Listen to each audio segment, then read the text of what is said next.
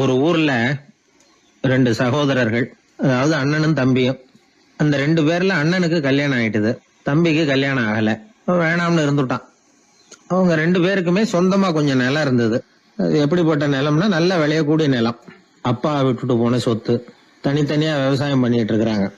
அண்ணங்காரன் கல்யாணம் ஆனவன். அவன் என்ன நினைப்பான்னா, நமக்கு மனைவி மக்கள் இருக்கிறாங்க, அதனால கடைசி காலத்துல நம்மளை காப்பாத்துறதுக்கு பிள்ளைங்க இருக்கிறாங்க, அதாவது முதுமையில நமக்கு பாதுகாப்பு உண்டு. ஆனா என் தம்பிக்கு தான் யாருமே இல்ல. அவன் கல்யாணமே பண்ணிக்கல, தனி ஆள். அவனுக்கு வயசானா அவனை கவனிக்கிறதுக்கு யாருமே இல்லையே. அதனால அவன் தான் அதிகமா பணம் சேர்க்கணும், அதுக்கு நாம தான் எப்படியாவது உதவி பண்ணணும் அப்படின்னு அண்ணங்காரன் நினைப்பான். அதுக்காக என்ன செய்யலாம்னு யோசனை பண்ணுவான். ஒரு நாள் ராத்திரி ஒரு சாக்கு நிறைய நெல்லை போட்டு எடுத்து கட்டிட்டான். கட்டி தூக்கிட்டு போறான். தம்பி வீட்டுக்கு பின்பக்கம் இருந்த களஞ்சியத்துல நெல்லை கொட்டிவிட்டு பேசாம திரும்பி வந்துட்டான். அவனுக்கு தெரியாம இதை செஞ்சுட்டான். ஏன்னா தம்பி கிட்ட நேரடியா கொடுத்தா வாங்கிக்க மாட்டான். அதனால இப்படி ரகசியமா போய் அவனுக்கு தெரியாமலே அவன் வீட்டு களஞ்சியத்துல தானியத்தை கொட்டி விட்டு திரும்பி வந்துட்டான். இதே மாதிரி அடிக்கடி பண்ணிட்டு இருக்கிறான் அவனுக்கு தெரியாம. ஆனா இதே நேரத்துல தம்பிக்காரன் என்ன யோசனை பண்ணான் தெரியுமா? நாம தனி ஆளு, ஆனா அண்ணன் குடும்பம் பெருசு, அதனால எனக்கு அதிகமா எதுவும் தேவையில்லை, அண்ணனுக்கு தான் தேவை அதிகம். குடும்பத்துல உள்ளவங்களை எல்லாம் காப்பாத்தணும், அவருக்கு தான் நாம ஏதாவது உதவி பண்ணணும்னு நினைச்சான். இவனும் அதே மாதிரி யோசனை பண்ணான். நேர்ல கொடுத்தா அவர் எதுவும் வாங்கிக்க மாட்டார், அதனால எப்படியாவது வேற வழியில தான் நாம அவருக்கு உதவி செய்யணும்னு யோசனை பண்ணான். அதனால இவனும் ராத்திரியோட ராத்திரியா ஒரு சாக்கு நிறைய தானியத்தை கொட்டி கட்டி எடுத்துக்கிட்டான். அண்ணனோட களஞ்சியத்துல கொட்டி விட்டு கம்முன்னு திரும்பி வந்துட்டான். இதே மாதிரி இவனும் அடிக்கடி செஞ்சுக்கிட்டு இருந்தான். அதாவது அண்ணன் நல்லா இருக்கணுமேன்னு நினைச்சு தம்பிக்காரன் கொண்டாந்து தானியத்தை கொட்டுறான், தம்பி நல்லா இருக்கணுமேன்னு நினைச்சு அண்ணங்காரன் கொண்டாந்து தானியத்தை கொட்டுறான். இது ஒருத்தருக்கு ஒருத்தர் தெரியாம தொடர்ந்து நடந்துகிட்டு இருக்குது. ஒரு நாள் என்னாச்சு தெரியுமா? நடு ராத்திரி அண்ணங்காரன் எழுந்திரிச்சான். வழக்கம் போல நெல்லு மூட்டையை தூக்கிட்டு தம்பி வீட்டுக்கு போறான். அதே நேரம் தம்பியும் எழுந்திரிச்சான். நெல்லு மூட்டையை தூக்கிட்டு அண்ணன் வீட்டுக்கு போறான்.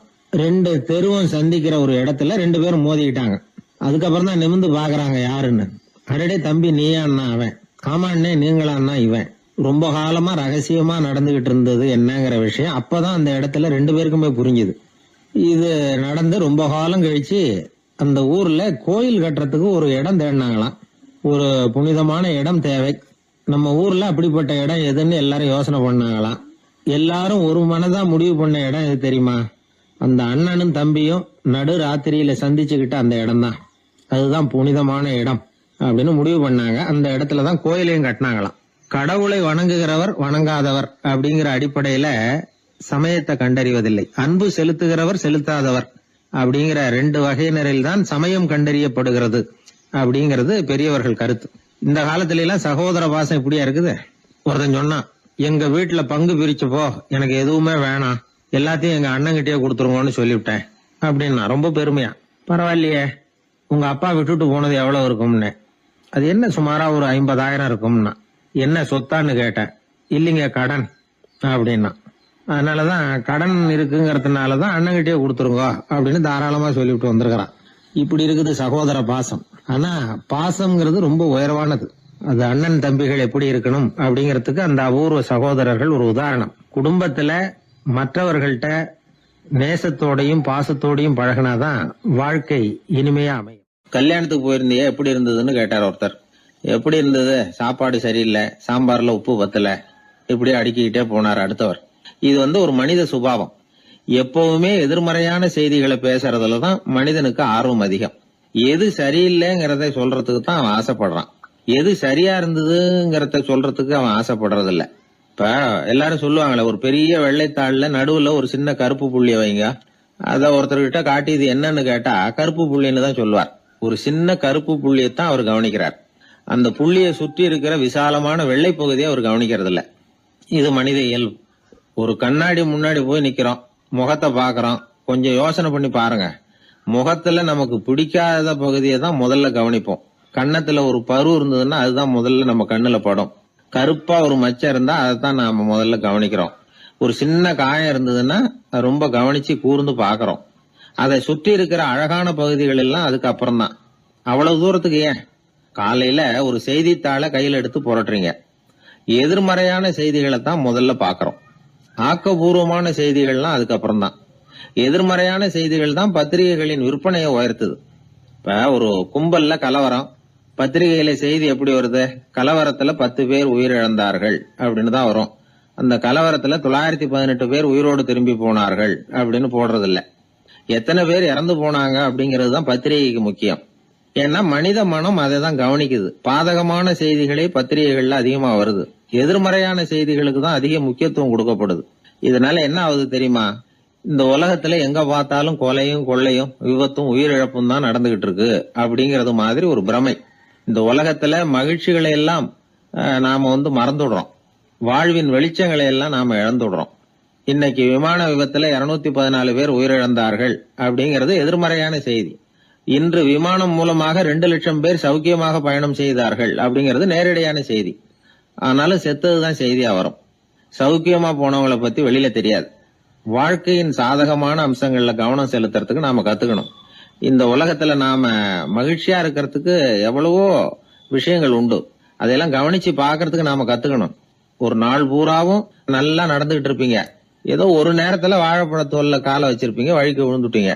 வழிக்கு விழுந்ததுதான் நமக்கு பெருசா தெரியும். நாலு பூரா நாம நல்லா நடந்துகிட்டு இருந்தோமே அப்படிங்கறது தெரியாது பெருசா. நமது பலம் என்னங்கறதுலதான் அதிக கவனம் தேவை. தோல்வி மனப்பான்மை இது நெகட்டிவ் ஆட்டிடியூட்ஸ். தாழ்வு மனப்பான்மை நெகட்டிவ் செல்ஃப் இமேஜ். எதிர்மறையாவே நினைக்கிறது பேசுறது அப்படிங்கிற குணத்தை மாத்திக்காதவன் எந்த காலத்திலயும் முன்னேற முடியாது. அப்படிப்பட்டவன் வெற்றிகரமான மனிதனும் கிடையாது. ஆகையினால வாழ்க்கையில வெற்றி பெற விரும்புகிறவர்கள் எதிர்மறை மனோபாவத்தை மாற்றிக்கொள்ளுங்கள். நெகட்டிவ் விஷயங்கள்ல இருந்து உங்க கவனத்தை திருப்புங்க. பாசிட்டிவ் விஷயங்கள்ல கவனத்தை செலுத்துங்கள். ஒரே விஷயத்த கூட சில பேர் பாசிட்டிவா எடுத்துக்குவாங்க, சில பேர் நெகட்டிவா எடுத்துக்குவாங்க. ஒரு சத்திரத்துல 2 சாமியார்கள் சந்திச்சுக்கிட்டாங்களாம். தங்களுடைய சொந்த கதைகளை அவங்க பேசிக்கிட்டாங்க. ஒரு சாமியார் சொன்னார், எனக்கு சம்சாரம் இல்ல, அதனாலதான் நான் சாமியார் ஆயிட்டேன் அப்படின்னார். இன்னொருத்தர் சொன்னார், எனக்கு சம்சாரம் இருக்கா, அதனால நான் சாமியார் ஆயிட்டேன் அப்படின்னார். அதனால வாழ்க்கைய அவரவர்கள் பாக்குற பார்வை வேற வேற மாதிரி. எதையும் எதிர்மறையா எடுத்துக்கப்படாது, ஆக்கப்பூர்வமா எடுத்துக்கணும். அப்படிங்கறத புரிஞ்சுக்கிட்டோம்னா நம்ம வாழ்க்கையில வெற்றி நிச்சயம். நான் கணக்குல ரொம்ப வீக்கு சார் அப்படின்னு சொல்லிக்கிறதுல நம்மள பல பேர் வெக்கப்படுறது இல்ல. நம்ம மூளை கணக்கு போட எப்பவும் தயாரா தான் இருக்குது. ஆனா அதை நாம சரியா உபயோகப்படுத்துறது இல்ல, அதுதான் விஷயம். கம்ப்யூட்டர் வந்த பிறகு இன்னமும் சௌகரியமா போச்சு. கணக்கு போடுற வேலையெல்லாம் அதுகிட்ட ஒப்படைச்சிட்டோம். கம்ப்யூட்டரை விட வேகமா மனுஷனால கணக்கு போட முடியுமா அப்படின்னா முடியுமா. ஆனா முடியும்னு நிரூபிச்சு காட்டினவங்க இந்த உலகத்துல ஒரு 10-20 பேர் தான்.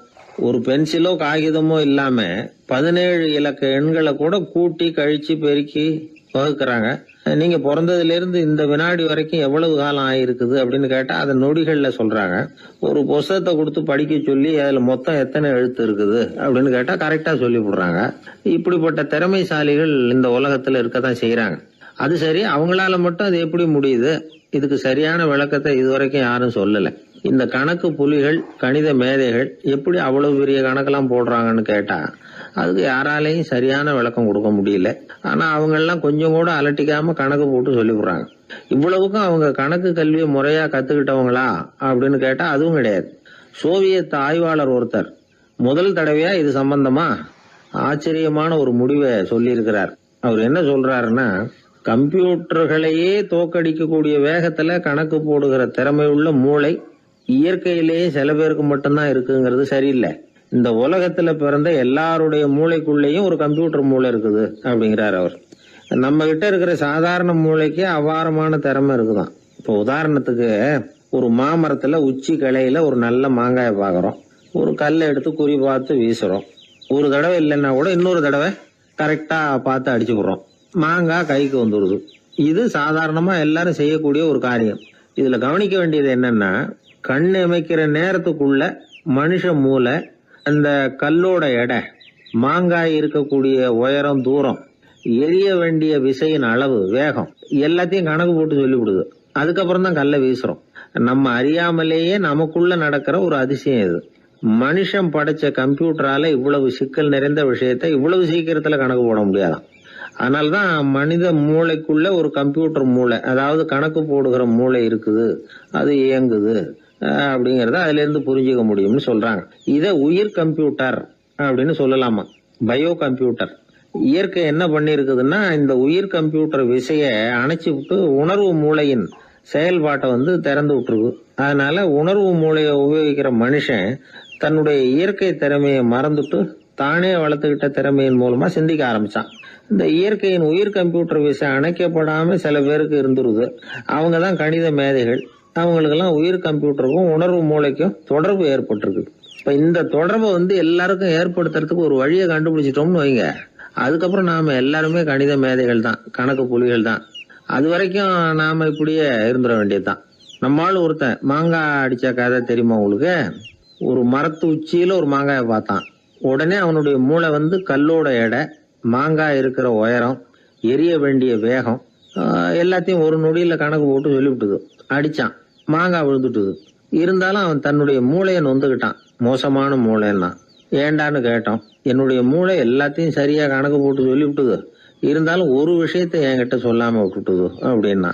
என்னத்தேன்னு கேட்டோம். அந்த தோட்டத்துக்கு சொந்தக்காரன் என் பின்னாடி 10 அடி தூரத்துலதான் நின்றுகிட்டு இருக்கிறாங்கிறத எனக்கு கணக்கு போட்டு அது சொல்லாம விட்டுட்டுது அப்படின்னா.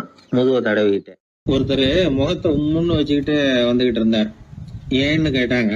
யாரு என்ன பார்த்தாலும் உடனே முகத்தை திருப்பிட்டு போடுறாங்க சார் அப்படின்னார்.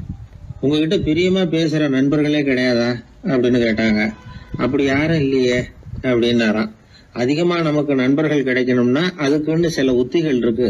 அமெரிக்க எழுத்தாளர் ஒருத்தர் சொல்லியிருக்கிறார் அப்படின்னு சொன்னாங்களாம், விவரம் தெரிஞ்சவங்க. அப்படின்னு அதை எனக்கும் கொஞ்சம் சொல்லி கொடுங்களேன் அப்படின்னு கேட்டிருக்காரு இவர். உடனே அதை பத்தி அவர்கிட்ட சொல்ல ஆரம்பிச்சாங்களாம். அது என்னன்னா, முதல் குறிப்பு என்னன்னா, எதிரில் உள்ளவங்க நிறைய பேசுறதுக்கு வாய்ப்பு கொடுக்கணுமா. நம்ம பத்தியே பேசிட்டு இருக்க கூடாதான். அவர் பேசுற விஷயம் எதுவா இருந்தாலும் ஆமா நல்லது அப்படின்னு சொல்லி ஏத்துக்கணுமா. இது ஒரு குறிப்பு. 2வது குறிப்பு என்னன்னா, கூடுமான வரைக்கும் யாருகிட்டயும் அனாவசியமா வாதம் பண்ணிட்டு இருக்க கூடாது. 3வது குறிப்பு என்னன்னா, எந்த பிரச்சனையையும் அடுத்தவங்க கண்ணோட்டத்திலேயே பார்க்கணும், நம்ம கண்ணோட்டத்திலேயே பார்த்துட்டு இருக்க கூடாது. எப்பவுமே அடுத்தவங்க மனோபாவத்தை நாம புரிஞ்சு வச்சிருந்தோம்னா நம்மள யாராலையும் ஜெயிக்க முடியாது. 4வது குறிப்பு என்னன்னா, ஒருத்தர்கிட்ட பேச ஆரம்பிக்கிறப்பவே இயல்பா அன்பா ஆரம்பிக்கணும். உதாரணத்துக்கு, இந்த சட்டை உங்களுக்கு ரொம்ப பொருத்தமா இருக்குதே அப்படின்னு சொல்லி ஆரம்பிக்கலாம். அதை விட்டுட்டு, அன்னைக்கு என்ன சார் என்ன அம்போன்னு விட்டுட்டு அப்படி ஆயிட்டீங்க அப்படின்னு ஆரம்பிக்க கூடாதான். இதெல்லாம் விவரம் தெரிஞ்சவங்க சொல்லி கொடுத்திருக்கிற குறிப்புகள். 5வது விஷயம் என்னன்னா, நம்ம தவறுகளை தயக்கம் இல்லாம ஒத்துக்கணும், அதுக்காக கூச்சப்படக்கூடாது.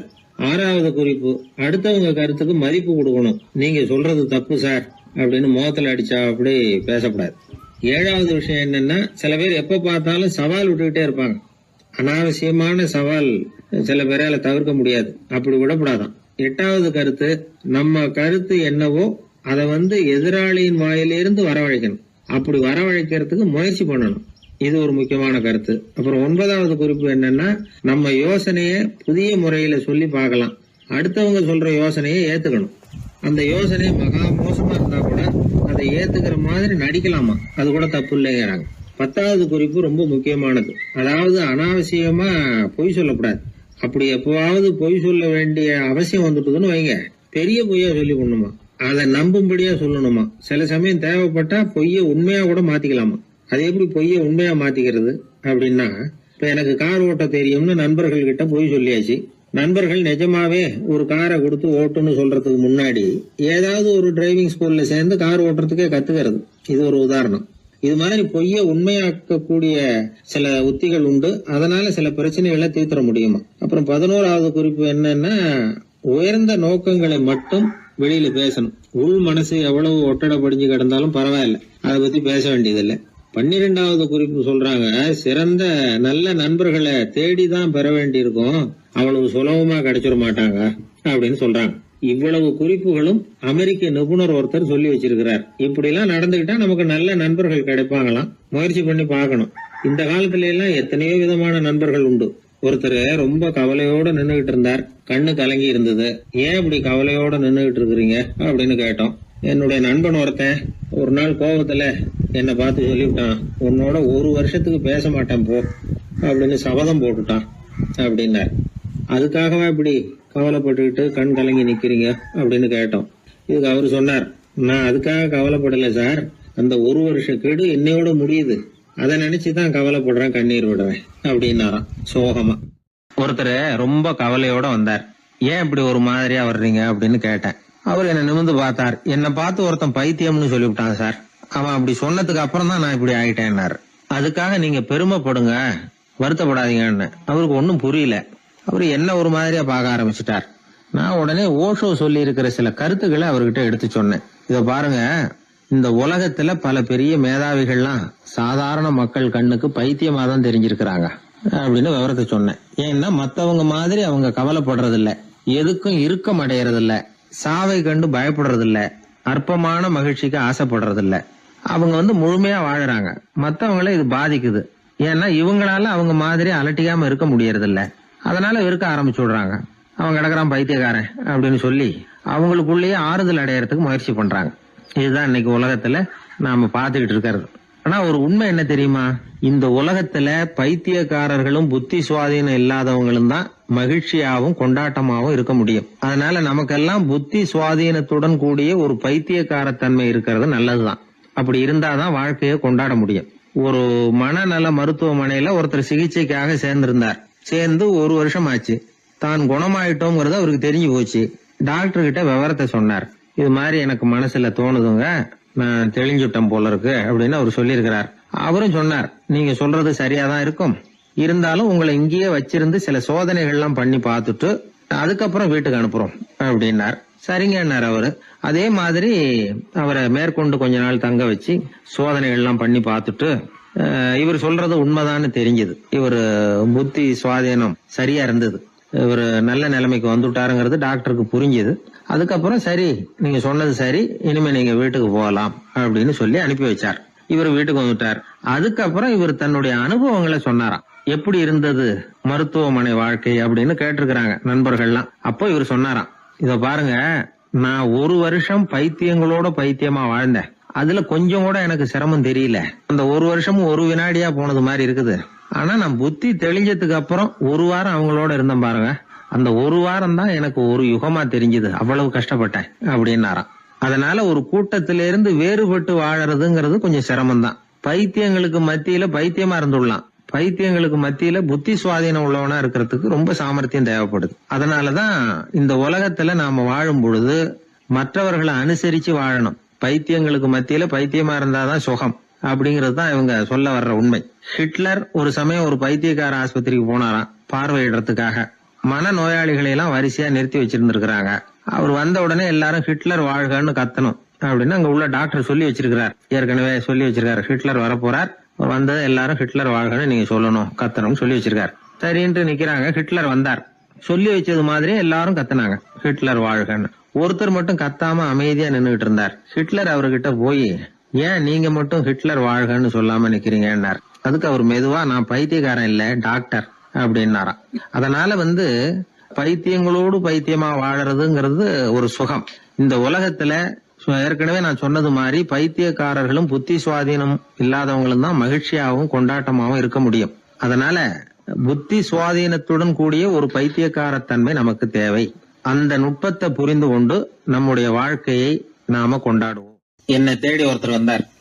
எனக்கு ரொம்ப நாளா ஒரு சந்தேகம், அதுக்கு உங்களை கேட்டு விளக்கம் பெறணும்னு வந்திருக்கிறேன்னார். என்ன உங்க சந்தேகம்னு கேட்டேன். யாரு என்ன பார்த்தாலும் உடனே முகத்தை திருப்பிட்டு போடுறாங்க சார், அதுக்கு என்ன காரணம்னு எனக்கு தெரியல, அதுதான் உங்களை கேட்டு தெரிஞ்சுக்கலாம்னு வந்திருக்கிறேன்னார். உங்களுக்கே தெரியலன்னா எனக்கு எப்படி தெரியும்னு, இருந்தாலும் உங்களுக்கு அனுபவம் இருக்குமேன்னார். அது சரி, உங்ககிட்ட பிரியமா பேசுற நண்பர்களே கிடையாதா அப்படின்னு கேட்டேன். அப்படி யாருமே இல்லைங்க அப்படின்னார். அப்படின்னா உங்ககிட்ட தான் ஏதோ குறை இருக்கு, உங்க பழக்க வழக்கத்தை கொஞ்சம் மாத்திக்கிட்டா எல்லாம் சரியா போடும் அப்படின்னு. என்ன செய்ய சொல்றீங்கன்னார். உங்களுக்கு நிறைய நண்பர்கள் தேவைன்னு, கிடைக்க மாட்டேங்கிறாங்களேன்னார். அதுக்கு சில வழிகள் இருக்குன்னு. அப்படியானார். அதிகமா நமக்கு நண்பர்கள் கிடைக்கணும்னா அதுக்குன்னு சில உத்திகள் இருக்கிறதாக அமெரிக்க எழுத்தாளர் ஒருத்தர் சொல்லியிருக்கிறார். சரி, அப்படி அவர் என்னதான் சொல்லியிருக்கிறார் அப்படின்னா வரிசையா சொல்றேன் கேட்டுங்க அப்படின்னு சொல்லி அவர்கிட்ட சொல்ல ஆரம்பிச்சேன். அதாவது முதல்ல நாம தெரிஞ்சுக்க வேண்டியது என்னன்னா, எப்ப பார்த்தாலும் நம்மளை பத்தியே பேசிட்டு இருக்க கூடாது. நமக்கு எதிரில் உட்கார்ந்து இருக்கிறவங்க நிறைய பேசுறதுக்கு வாய்ப்பு கொடுக்கணும். அவர் பேசுற விஷயம் எதுவா இருந்தாலும் எப்படி இருந்தாலும் ஆமா நல்லது அப்படின்னு சொல்லி ஏத்துக்கணும். இது முதல் கருத்து. 2வது என்ன சொல்றாங்கன்னா, கூடுமான வரைக்கும் யாருகிட்டையும் அனாவசியமா வாதம் பண்ணிட்டு இருக்க கூடாது. 3வது கருத்து என்னன்னா, எந்த பிரச்சனையையும் அடுத்தவங்க கண்ணோட்டத்திலேயே பார்க்கணும், நம்ம பார்வையிலேயே பார்த்துக்கிட்டு இருக்க கூடாது. எப்பொழுதுமே அடுத்தவங்களுடைய மனோபாவத்தை நாம புரிஞ்சு வச்சுக்கிட்டோம்னா நம்மளை யாராலும் ஜெயிக்க முடியாது. 4வது கருத்து என்ன சொல்றாங்கன்னா, ஒருத்தர்கிட்ட பேச ஆரம்பிக்கும் பொழுது இயல்பா அன்பா ஆரம்பிக்கணும். இப்போ உதாரணத்துக்கு ஒண்ணு சொல்லணும்னா, உங்களுக்கு இந்த சட்டை ரொம்ப பொருத்தமா இருக்குதே அப்படின்னு ஆரம்பிக்கலாம். அதை விட்டுட்டு அன்னைக்கு என்ன சார் என்ன அம்போன்னு விட்டுட்டு போயிட்டீங்க அப்படின்னு ஆரம்பிக்க கூடாது. 5வது விஷயம், நம்முடைய தவறுகளை தயக்கம் இல்லாம ஒத்துக்கணும். அப்படி ஒப்புக்கொள்ள கூச்சப்படக்கூடாது. 6வது கருத்து என்னன்னா, அடுத்தவங்க அபிப்பிராயங்களுக்கு மதிப்பு கொடுக்கணும். நீங்க சொல்றது தப்பு சார் அப்படின்னு முகத்தில் அடிச்சது மாதிரி பேசக்கூடாது. 7வது கருத்து என்ன சொல்றாங்க, நம்முடைய கருத்து என்னவோ அதை எதிராளியின் வாயிலிருந்து வரவழைக்கணுமா. அப்படி வரவழைக்கிறதுக்கு நாம முயற்சி பண்ணணும். அதுக்கு தகுந்த மாதிரி நாம பேசணும். 8வது குறிப்பு என்னன்னா, சில பேர் எப்ப பார்த்தாலும் சவால் விட்டுக்கிட்டே இருப்பாங்க. அனாவசியமா சவால் விடக்கூடாது. 9வது யோசனை, நம்ம யோசனையை புதிய முறையில சொல்லி பார்க்கலாம். மற்றவர்கள் சொல்லுகிற யோசனையை ஏத்துக்கணும். அந்த யோசனை மகா மோசமானதா இருந்தா கூட அதை ஏத்துக்கிற மாதிரி கூட நடிக்கலாம். அதுல ஒன்றும் தப்பு இல்லை. 10வது குறிப்பு ரொம்ப முக்கியமானது. அதாவது அனாவசியமா பொய் சொல்லக்கூடாது. அப்படி எப்பொழுதாவது பொய் சொல்ல வேண்டிய அவசியம் ஏற்பட்டா பெரிய பொய்யா சொல்லணும். அதை நம்பும்படியா சொல்லணுமா. இதெல்லாம் அந்த நிபுணர் சொல்ற கருத்து தான். சில சமயம் தேவைப்பட்டா பொய்ய கூட உண்மையா மாத்திக்கலாமா. அது எப்படி பொய்ய உண்மையா மாத்துறது அப்படின்னா, இப்ப எனக்கு கார் ஓட்ட தெரியும்னு நண்பர்கள் கிட்ட ஒரு பொய்ய சொல்லிவிட்டீங்கன்னு வைங்களேன். நண்பர்கள் நிஜமாவே ஒரு காரை கொடுத்து ஓட்டுன்னு சொல்றதுக்கு முன்னாடி ஏதாவது ஒரு டிரைவிங் ஸ்கூல்ல சேர்ந்து கார் ஓட்ட கத்துக்கலாமே. இதுதான் இந்த பொய்ய உண்மையா மாத்துறது. இது ஒரு உதாரணம், அவ்வளவுதான். இது மாதிரி பல பொய்களை உண்மையாக்க முடியும். அப்படி பொய்ய உண்மையாக்கி கூட சில பிரச்சனைகளை தீர்த்திட முடியும். 11வது குறிப்பு என்ன சொல்லுதுன்னா, உயர்ந்த நோக்கங்களை மட்டுமே வெளியில பேசணும். உள் மனசு எவ்வளவு ஒட்டடை படிஞ்சு கிடந்தாலும் பரவாயில்ல. 12வது குறிப்பு, நல்ல நண்பர்களை தேடித்தான் பெறணும். அவங்க அவ்வளவு சுலபமா கிடைச்சிட மாட்டாங்க. இவ்வளவும் அனுபவசாலிகள் சொல்லி இருக்கிற குறிப்புகள். இந்த ஆலோசனைகளின்படி நடந்தா நமக்கு நல்ல நண்பர்கள் கிடைப்பாங்க. அதுக்கப்புறம் நமது வாழ்க்கை வெற்றி இருக்கிற திசையை நோக்கி வேகமா நகர ஆரம்பிக்கும். இந்த காலத்திலேயே நல்ல நண்பர்கள்லாம் எத்தனையோ பேர் உண்டு. ஒருத்தர் ரொம்பவும் கவலையோட நின்றுகிட்டு இருந்தார். கண்கள் கலங்கி போயிருந்தது. கிட்டத்தட்ட அழுதுகிட்டு இருந்தார். ஏன் சார் இப்படி அழறீங்க, என்ன ஆச்சு உங்களுக்குன்னு கேட்டேன். ஒரு மெதுவா கண்ணை தொடச்சிக்கிட்டு, என்னுடைய நண்பன் ஒருத்தன் ஒரு நாள் கோவத்துல என்னை பார்த்து உன்னோட 1 வருஷத்துக்கு பேச மாட்டேன் போன்னு சொல்லிவிட்டான், சபதம் போட்டுட்டான் அப்படின்னாரு. அதுக்காக இப்படி கவலைப்படுறீங்கன்னு கேட்டேன். அவரு சொன்னார், நான் அதுக்காக கவலைப்படல சார், அந்த 1 வருஷ கேடு என்னோட முடியுது, நான் அதை நினைச்சு எழுதிட்டு இருக்கிறேன் அப்படின்னா. இப்படிப்பட்ட நண்பர்களும் உண்டு. அதனால நல்ல நண்பர்களா பார்த்து நமக்கு சேர்த்துக்கிட்டோம்னா நம்ம வாழ்க்கையில எந்த முயற்சி எடுத்தாலும் அதுல சுலபமா வெற்றி கிடைக்கும். 11ஆம் நூற்றாண்டுல ஒரு புகழ்பெற்ற இறைநேச செல்வர் வாழ்ந்து வந்தார். அவர் பேரு அப்துல்லா ஹிஸ் சௌமை. இப்போ சோவியத் ரஷ்யாவில் உள்ள ஜீலான்கிற நகரத்தோட புறநகர் பகுதியில நீப்புன்னு ஒரு ஊர், அங்கதான் அவர் இருந்தார். அவருக்கு ஒரு ஆப்பிள் தோட்டம் இருந்தது தஜ்லா நதி ஓரத்துல. அந்த தோட்டத்துல அவர் ஒரு நாள் உலாவிக்கிட்டு இருக்கிறார். அந்த சமயத்துல 20 வயசுள்ள அழகான இளைஞர் ஒருத்தர் அவர் முன்னாடி வந்து நின்னார். என்ன நீங்க மன்னிக்கணும்னார். இவருக்கு ஒன்னும் புரியல. யாரப்பா நீ என்ன கெடுதல் பண்ணின, நான் எதுக்காக உன்னை மன்னிக்கணும் அப்படின்னு கேட்டார். ஐயா, என் பேரு அபு சாலிஹ் மூசா. இங்க இருந்து 4 கல் தொலைவில் இருக்கக்கூடிய இதே தஜ்லா நதி ஓரத்துல தான் நான் இருக்கிறேன். நேத்து மத்தியானம் எனக்கு ஒரு நல்ல பசி. அந்த நேரம் ஒரு ஆப்பிள் பழம் இந்த நதியில மிதந்து வந்தது. அவசரத்துல அதை எடுத்து சாப்பிட்டதுக்கு அப்புறம் தான் அப்படி செஞ்சது பெரிய தவறுங்கிறத உணர்ந்தேன். ஒரு பொருளுக்கு உரியவர்கள் யாரோ அவங்க அனுமதி இல்லாம அந்த பொருளை சாப்பிடுறது ஹராமான அந்த பழம் வந்து என் வயத்துக்குள்ள போனதுல இருந்து எனக்கு நிம்மதி இல்ல. ராத்திரி பூரா தூங்கவே முடியல. காலையில எழுந்திரிச்சதும் இந்த நதி ஓரமா பாத்துக்கிட்டே வந்தேன். உங்க தோட்டத்தை பார்த்தேன். ஒரு மரத்தோட கிளை வந்து தண்ணியில தொட்டுக்கிட்டு இருக்கிறத பார்த்தேன். அதனால நான் சாப்பிட்ட பழம் இங்க இருந்து தான் வந்திருக்கணும். அந்த பழத்துக்கு உரியவர் நீங்க தான். நீங்க என்ன மன்னிச்சாதான் நான் சாப்பிட்ட பழம் ஹலாலா, குற்றம் நிவர்த்தியா, தயவு பண்ணி மன்னிக்கணும் அப்படின்னு கண்கலங்க கேட்டுக்கிட்டார். இதை கேட்ட இந்த சௌமையை ஆச்சரியத்தோட அந்த இளைஞரை கூர்ந்து கவனிச்சார். இந்த அளவுக்கு நேர்மையான ஒரு நல்ல மனுஷனை விட்டுறக்கூடாது அப்படின்னு மனசுக்குள்ள முடிவு பண்ணிக்கிட்டார். நிமிர்ந்து அந்த இளைஞரை பார்த்தார். இதுக்கு நீ வந்து தண்டனையை ஏத்துக்கத்தான் வேணும்னார். எதுவா இருந்தாலும் ஏத்துக்கிறதுக்கு தயாரினார் அவர். இதுக்கு தண்டனையா 12 வருஷ காலம் நீ இங்க பணிவிடைகள் செய்யணும்னார். பணிவிடை செய்யறது என்னுடைய பாக்கியமா நினைக்கிறேன் அப்படின்னு சொல்லிவிட்டு மகிழ்ச்சியோட அந்த தண்டனையை ஏத்துக்கிட்டார். 12 வருஷம் முடிஞ்சது. அந்த 12 வருஷ காலத்துல அந்த இளைஞரோட வயசும் தகுதியும் வளர்ந்தது. கடைசியில அந்த பெரியவர் அந்த இளைஞரை கூப்பிட்டார். இத பாருப்பா, இன்னையோட உன் பணிவிடை காலம் 12 வருஷம் முடிஞ்சது. ஆனா தண்டனை இதோட முடிஞ்சுட்டதா நினைக்காத. அது இன்னமும் முடியல. கடைசியா இன்னும் ஒரு தண்டனை பாக்கி இருக்கு. அதை நீ ஏத்துக்கணும்னார். எதுவா இருந்தாலும் ஏத்துக்கிறதுக்கு சித்தமா இருக்கிறேன் இவர். எனக்கு ஒரு மகள் இருக்கிறா. அவளுக்கு 2 கண்ணும் தெரியாது, 2 காதும் கேட்காது, 2 காலும் செயல்படாது. அவளை நீ கல்யாணம் பண்ணிக்கணும் அப்படின்னார் பெரியவர். இதை கொஞ்சமும் ஒரு எதிர்பார்க்கல.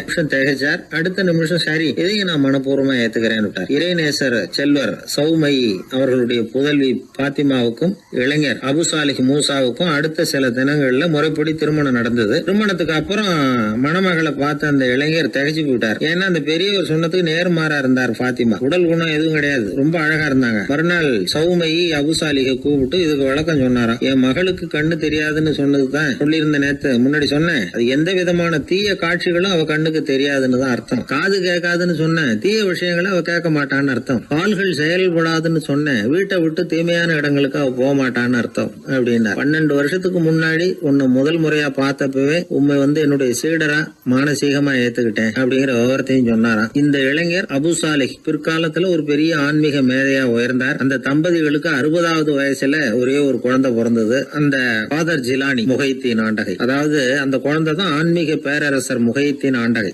அப்படி அந்த கதையை சொல்லுவாங்க பழைய இதை. அப்படிப்பட்ட பெரியவர்களுடைய வாழ்க்கை தான் நமக்கு வழிகாட்டணும். எனக்கு ஒரு சிநேகிதன், அவன் சொன்னான், டேய் என்னுடைய மாமனார் கூட தன்னுடைய பொண்ணை எனக்கு திருமணம் பண்ணி கொடுக்கறதுக்கு முன்னாடி ஒரு செய்தியை சொன்னார், பொய்ன்னு அப்புறமா தான் தெரிஞ்சது அப்படின்னா. என்ன சொன்னார்னு கேட்டோம். என் பொண்ணு மாசத்துக்கு ஒரு தடவை ஏதாவது கோபம் வந்தா கையில கிடைக்கிறத எடுத்து உங்க மேல எரிவா, நீங்க தான் அனுசரிச்சு நடந்துக்கணும்னு சொன்னார் அப்படின்னா. அப்படி அவர் சொன்னது பொய்யா அப்படின்னு கேட்டேன். ஆமா, அவர் மாசம் ஒரு தடவைன்னு அவர் சொன்னது பொய், தினம் ஒரு தடவை அப்படி செய்யறா, இதுதான் உண்மை அப்படின்னா. ஒரு சீடன் அந்த காலத்துல அஹிம்சைக்கு மரியாதை அதிகமா இருந்தது. இந்த காலத்துல இம்சைக்கு அதிக மரியாதை. ஒரு பெரியவர் இருந்தார், உண்மையை பத்தியும் சத்தியத்தை பத்தியும் நிறைய உபதேசம் எல்லாம் பண்ணார். அது பிரகாரமே நடந்தார். அவர் பின்னாடி நிறைய கூட்டம்லாம் இருந்தது, சீடர்கள் அதிகமா இருந்தாங்க. அவர் கொள்கைக்கு மரியாதை இருந்தது. ஆனா காலப்போக்கில் அந்த மரியாதை குறைஞ்சு போச்சு. அவர் பின்னாடி போன கும்பலும் குறைஞ்சு போச்சு. இது ஏன்? இப்படி ஒரு கேள்வி கேட்டார் ஒருத்தர். அதுக்கு பதில் சொல்ல வந்தார் ஒருத்தர். அவரு ஒரு கதையை சொன்னார், சீக்கிய கதை. அதாவது மகான் குருநானக் உபதேசம் பண்ணிக்கிட்டு இருந்த காலம். அவர் பின்னாடி ஏகப்பட்ட கூட்டம் போற இடமெல்லாம் மக்கள் வெள்ளம் அவர் பின்னாடியே போயிட்டு இருந்ததுதான். அவர் எந்த ஊருக்கு போனாலும் எல்லாரும் பின்னாடியே போனாங்க. இந்த கூட்டத்தையும் அவங்க கிட்ட இருக்கிற ஆர்வத்தை போனார் ஒருத்தர். அவரு குருநானக்கோட நண்பர். அவர் நேரா போய் குருநானக்க பார்த்தார். ஆகா, உங்களுக்கு தான் எத்தனை ஆயிரம் சீடர்கள் அப்படின்னார். குருநானக் இதை கேட்டுட்டு லேசா சிரிச்சார், அவ்வளவுதான், பதில் எதுவும் சொல்லல. கொஞ்ச நாள் கழிச்சு குருநானக் ஒரு ஊரை விட்டுட்டு இன்னொரு ஊருக்கு புறப்பட்டார். ஆயிரக்கணக்கான ஜனங்கள் பின்னாடி போனாங்க. சும்மா போல, குரு மகாராஜுக்கு ஜே அப்படின்னு கோஷம் போட்டுக்கிட்டே போறாங்க. ஒரு சாலை ஓரமா போய்கிட்டே இருக்கிறாங்க. திடீர்னு ஒரு இடத்துல ஆகாசத்துல இருந்து செப்பு காசுகள் மழை மாதிரி கொட்டுச்சு. கோஷம் போட்டுக்கிட்டு வந்தவங்க எல்லாம் பாதி பேர் உடனே கலைஞ்சு ஓடினாங்க. அவங்களுக்கு கிடைச்ச செப்பு காசையெல்லாம் பொறுக்கிட்டு மடியில கட்டிக்கிட்டு சொல்லிக்காம கொள்ளாம நழுவி போயிட்டாங்க. அவர் இதையெல்லாம் கவனிக்காம தொடர்ந்து போயிட்டே இருக்கிறார். அடுத்த ஊருக்கு போனார். அங்க மறுபடியும் ஒரு பணமழை. போன தடவை செப்பு காசு கொட்டுச்சு, இந்த தடவை இங்க வெள்ளி காசா கொட்டுது. இப்பவும் இருந்த கூட்டத்துல பாதி பேர் கும்பல் அப்படியே கலைஞ்சு ஓடி போய் முடிஞ்ச அளவுக்கு அதை பொறுக்கிட்டு அப்படியே ஓடிட்டாங்க. குருநானக் தொடர்ந்து போறார். இன்னொரு ஊர்ல மறுபடியும் பணமழை. இந்த தடவை வெறும் தங்க காசா விழுது. இதை பார்த்ததும் மீதி இருந்த கும்பலும் கலைஞ்சு ஓடி போய் தங்க காசை அள்ளிக்கிட்டு அம்பேல் ஆயிட்டுது. குருநானக் திரும்பி பார்த்தார். கடைசியா எஞ்சி இருந்தது ஒரே ஒரு சீடர் தான். செப்பு காசு, வெள்ளி காசு, தங்க காசு எதையும் பொருட்படுத்தாம இவர் பின்னாடியே வந்துகிட்டு இருக்கிறார். நீதான்ப்பா என்னுடைய உண்மையான சீடன் அப்படின்னு சொல்லி அவரை வாழ்த்தி அவர்கிட்ட தன்னுடைய பணிகளை ஒப்படைச்சாராம் குருநானக். அவ்வளவுதான் அந்த கதை. அதை கேட்டதும் உண்மைக்கு ஏன் மரியாதை குறைஞ்சு போச்சுங்கிறது புரியுது. நல்லவங்க பின்னாடி போற கூட்டம் குறையறதுக்கு இதுதான் காரணம். காசு தான் முக்கியம்னு நினைக்கிறவங்க அதிகமாயிட்டாங்க இந்த காலத்துல. காசு முக்கியம்தான், இல்லைன்னு சொல்லல. ஆனா காசு நமக்கு அடிமையா இருக்கணும். வேலைக்கார மாதிரி இருந்து வேண்டியதை வாங்கி கொடுக்கணும். நாம காசுக்கு அடிமையாயிடக்கூடாது. அப்படி ஆகும் பொழுதுதான் விவகாரம் ஆரம்பம். இந்த காலத்து குரு ஒருத்தர், அவருக்கு பின்னாடி ஏகப்பட்ட சீடர்கள் இருந்தாங்க. ஒரு காலத்துல ஒவ்வொரு கட்டத்துல ஒவ்வொருத்தரா நழுவி போயிட்டாங்க. இப்ப மிஞ்சி இருக்கிறது ஒரே ஒரு சீடன் தான். ரொம்ப பவ்யமா கையை கட்டிட்டு அவர் முன்னாடி உட்காந்துருக்கிறான். கடைசியில நீ மட்டுமாவது இருக்கியப்பா, அது போதும், நீ தான் எனக்கு உண்மையான சீடன் அப்படின்னாராம் குரு. அதுக்கு அந்த சீடன் சொல்லியிருக்கான், அப்படி இல்லைங்க சுவாமி, நீங்க இப்போ உட்காந்துக்கிட்டு இருக்கிற பீடத்துக்கு அடியில பெட்டியில பணம் வச்சிருக்கிறீங்க, அது எனக்கு தெரியும். அதனால நீங்க எப்போ எழுந்திரிச்சு அந்த பக்கம் போவீங்கன்னு பாத்துக்கிட்டு இருக்கிறேன் அப்படின்னா விழுந்தது. உடனே அவங்களுக்கு ஒரு ஆசை, கபீரை சந்திச்சு பேசணும் அப்படின்னு அவங்க ஆசைப்பட்டாங்க. அவங்க அப்படி ஆசைப்பட்டதுக்கு ஒரு காரணம் உண்டு. ஏன் அப்படி ஆசைப்பட்டாங்கன்னா, 2 ஞானிகளை சந்திக்க வச்சா பல அரிய தத்துவங்களை கேட்கறதுக்கு ஒரு வாய்ப்பு கிடைக்கும். அதனால அவங்க 2 பேரையும் எப்படியாவது சந்திக்க வச்சிடணும் அப்படின்னு அவங்க ஆசைப்பட்டாங்க. அந்த சீடர்கள் தங்களுடைய விருப்பத்தை அவர்கிட்டயே சொன்னாங்க. இது மாதிரி அவர் கபீர் இந்த ஊர்ல இருக்கிறதா தெரியுது, சந்திச்சா தேவையில்லைன்னு. சரி, கபீரை சந்திக்கலாம் ஆனா அவரோட பேசுறத பத்தி நான் எதையும் சொல்றதுக்கு இல்ல அப்படின்னு விட்டார் பரீத். ஏன் கபீரோட நீங்க எதுவும் பேச மாட்டீங்களா அப்படின்னு கேட்டாங்க சீடர்கள். அவரோட பேசுறதுக்கு எதுவும் இல்ல. ஏன்னா எனக்கு என்ன தெரியுங்கிறது அவருக்கு தெரியும், அவருக்கு என்ன தெரியுங்கிறது எனக்கு தெரியும். அப்படி இருக்கிறப்ப நாங்க 2 பேரும் பேசிக்கிறதுக்கு என்ன விஷயம் இருக்க போகுது அப்படின்னாரு அவர். இங்க நிலைமை இப்படி. கபீர் இருக்கிற இடத்துல என்ன நடந்தது தெரியுமா? இது மாதிரி பரீத் காசிக்கு வந்திருக்கிறார் அப்படிங்கிற விஷயம் கபீரின் சீடர்களுக்கு தெரிஞ்சது. உடனே அவங்களும் நீங்க ஷேக் பரீத்தை சந்திச்சு பேசணும்னு அவர்கிட்ட கேட்க ஆரம்பிச்சாங்க. அதுக்கு கபீர் சொன்னாராம், நாங்க 2 பேரும் சந்திச்சுக்கிட்டா ஒருத்தர் கட்டி தழுவிக்குவோம், ஆனந்த கண்ணீர் வடிப்போம், வார்த்தைகளால பரிமாறிக்கிறதுக்கு எங்ககிட்ட எதுவும் இல்ல அப்படின்னாராம். இருந்தாலும் 2 பக்கத்துல இருந்த சீடர்களும் அப்படி நினைக்கல. எப்படியும் இவங்க சந்திச்சுக்கிட்டா கொஞ்சமாவது பேசாம இருக்க முடியாது, ஏதாவது பேசிக்குவாங்க அப்படின்னு நினைச்சாங்க. அதனால தொடர்ந்து வற்புறுத்தினாங்க. கபீர் பரீத்தை தன்னுடைய ஆசிரமத்துக்கு அழைச்சார். அந்த ஊரின் எல்லைக்கே போய் அவரை அழைச்சிட்டு வந்தார். 2 பேரும் சந்திச்சாங்க. ஒருத்தர் கட்டி பிடிச்சுக்கிட்டாங்க. ஒருத்தர் கைய ஒருத்தர் பிடிச்சபடியே ரொம்ப நேரம் நின்றுட்டு இருந்தாங்க. ஆனந்த கண்ணீர் வழிஞ்சுது. கபீர் ஆசிரமத்துல 2 பேரும் மௌனமா உட்கார்ந்துருக்காங்க. ஏதாவது பேசுவாங்கன்னு சொல்லி எதிர்பார்த்துக்கிட்டே 2 பக்கமும் சீடர்கள் காத்துக்கிட்டு இருக்கிறாங்க. பேசுங்கன்னு சொல்லியும் பார்த்தாங்க. அதை கேட்டதும் லேசா சிரிச்சாங்களே தவிர எதுவுமே பேசிக்கலையாம். ஒரு நாள் பூரா இப்படியே போயிட்டுது. அதுக்கப்புறம் பரீத் கபீர் கிட்ட விடைபெற்றுக்கிட்டு புறப்பட்டார். ஏன் நீங்க பேசல அப்படின்னு சொல்லி கபீரின் சீடர்கள் கேட்டாங்களாம். அதுக்கு கபீர் சொன்னார், நாங்க 2 பேரும் உணர்ந்ததை சொல்றதுக்கு வார்த்தைகள் கிடையாது. எல்லாமும் உணர்ந்த பரீத்து கிட்ட பேசுறதுக்கு என்கிட்ட எதுவும் இல்ல, அதனால பேசல அப்படின்னார். இதே மாதிரி பரீத்தின் சீடர்களும் அவர்கிட்ட கேட்டிருக்கிறாங்க, ஏன் நீங்க பேசலன்னு. எங்க 2 பேர்ல யாராவது ஒருத்தர் பேச ஆரம்பிச்சிருந்தாலும் அதை போல முட்டாள்தனம் வேற எதுவும் இருக்க முடியாதுன்னாரு அவரு. ஞானிகள் 2 பேரும் பேசி இருந்தா என்ன ஒரு தெளிவு கிடைக்குமோ அதை விட அதிகமான தெளிவு கிடைச்சுதான் சீடர்களுக்கு. உண்மையின் வடிவமான பரம்பொருள் பேசப்பட வேண்டிய ஒன்றல்ல, அது உணரப்பட வேண்டிய ஒன்று அப்படிங்கறத அவங்க புரிஞ்சுக்கிட்டாங்களாம். ஒரு கணவனும் மனைவியும் ரொம்ப நாள் ஒருத்தர் பிரிஞ்சிருந்தாங்க. பல வருஷங்களுக்கு அப்புறம் அவங்க சந்திச்சாங்க. சந்திச்ச உடனே ஏதாவது பேசலாம்ல, பேசல. 2 பேருமே மௌனமா இருந்தாங்க. இந்த ஞானிகள் மாதிரி ஒருத்தர் ஆர்வமா பாத்துக்கிட்டாங்க, அவ்வளவுதான். அந்த கணவனை தனியா கூப்பிட்டுக்கிட்டு போய் ஒருத்தர் விசாரிச்சார், ஏன்பா இவ்வளவு நாள் கழிச்சு சந்திக்கிறீங்க, நீயாவது முதல்ல வாயை திறக்கப்படாதான்னார். அதுக்கு அவர் சொன்னார், ஏற்கனவே நான் வாயை திறந்ததுனால தானே சார் இவ்வளவு காலமும் பிரிஞ்சு இருக்கிறது மாதிரி ஆச்சு, அதனால அவசரப்படாம பொறுமையா இருக்கிறேன் அப்படின்னாராம். அதனால பேச்சு பெருசுதான், இருந்தாலும் மௌனம் அதை விட பெரியது அப்படிங்கறத ஒரு வாழ்வியல் உண்மையாக நாம புரிஞ்சுக்கணும். ஒரு சீடன் வெளியூர் புறப்படுறதுக்கு தயாரா இருந்தான். ரொம்ப தூரம் போக போறான். திரும்பி வர நாளாகும். புறப்படுறதுக்கான ஆயத்த வேலைகள்ல ஈடுபட்டு இருந்தான். அந்த சமயம் பார்த்து இன்னொரு சீடன் அவங்கிட்ட வந்தான். நம்ம குரு உன்னை அழைச்சிட்டு வர சொன்னார், வா அப்படின்னு கூப்பிட்டான். இவன் உடனே புறப்பட்டு போனான். குருநாதரை பார்த்தான். அவர் காலில் விழுந்து வணங்கினான். வணங்கிவிட்டு எழுந்திரிச்சான். அவ்வளவுதான். குரு ஏதாவது உபதேசம் பண்ணுவாருன்னு எதிர்பார்த்தான். ஆனா நடந்தது என்ன தெரியுமா? குரு அவனுக்கு ஓங்கி ஒரு அடி கொடுத்தார். எதிர்பாராம இந்த அடியை வாங்கினதும் அந்த சீடன் அதிர்ந்து போயிட்டான். பக்கத்துல இருந்த மற்ற சீடர்களும் திகைச்சு போய் நின்னுட்டாங்க. அடி வாங்கின சீடனுக்கு மனசுக்குள்ள குழப்பம். நாம என்ன தப்பு பண்ணணும், புறப்படுற நேரத்துல இப்படி குரு கிட்ட அடி வாங்குற மாதிரி ஆயிட்டுதே அப்படின்னு நினைச்சு மனசுக்குள்ள ரொம்ப வேதனைப்பட்டான். கொஞ்சம் துணிச்சலை வரவழைச்சுக்கிட்டு குருநாதர்கிட்டயே கேட்டுட்டான், சுவாமி நான் என்ன தப்பு பண்ணினேன், என்ன இப்படி அடிச்சுட்டீங்களே, ஒரு வார்த்தை கூட உங்களை எதிர்த்து நான் பேசினது இல்லையே, இவ்வளவு காலமா உங்க விருப்பத்துக்கு விரோதமா ஒரு காரியம் கூட நான் செஞ்சது இல்லையே, வந்ததும் வராததுமா ஒண்ணுமே சொல்லாம என்ன அடிச்சுட்டீங்களே, குருவே நான் செஞ்ச குற்றம் தான் என்ன அப்படின்னு கண்ணீரோட பரிதாபமா கேட்டானா அந்த சீடன். ஆனா அந்த குரு முகத்துல கொஞ்சம் கூட கோபம் இல்லை. அவர் சிரிச்சுக்கிட்டே நின்னுகிட்டு இருந்தாராம். அதுக்கப்புறம் சொன்னாராம், என்னுடைய அருமை சீடனே, நீ ஒரு தவறும் பண்ணல.